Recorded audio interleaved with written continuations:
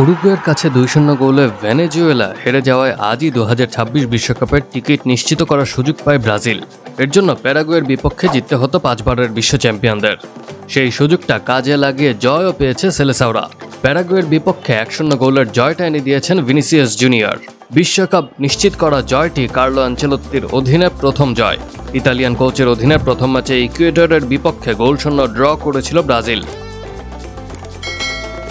আজ দ্বিতীয় ম্যাচের জয়ে লাতিন আমেরিকার বাছাই পর্বের তালিকায় 25 পয়েন্ট নিয়ে মহাদেশটির দ্বিতীয় দল হিসেবে বিশ্বকাপ নিশ্চিত করেছে ব্রাজিল। প্রথম দল ছিল চিরপ্রতিদ্বন্দ্বী আর্জেন্টিনা।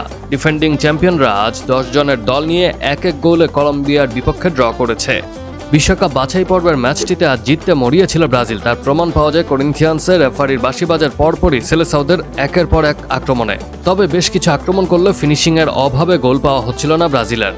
প্রথম সুযোগটা পান কার্লো আনচেলত্তির অধীনে প্রথমবার খেলতে নামা রাফিনিয়া। 8ম মিনিটে তার নেওয়া শটটা অবশ্য ঠেকিয়ে দেন প্যারাগুয়ের গোলরক্ষক রবার্টো ফার্নান্দেজ। তবে 4 মিনিট পর সহজ সুযোগটা মিস করেন গোলদাতা ভিনিসিয়াস জুনিয়র। পরে 25 ও 28 মিনিটে আরও দুটি সুযোগ মিস করেন গাব্রিয়েল মার্টিনেল্লি ও রাফিনিয়া। 28 মিনিটের সময় মার্টিনেল্লির আরেকটি শট ব্লক করেন প্রতিপক্ষের এক ডিফেন্ডার।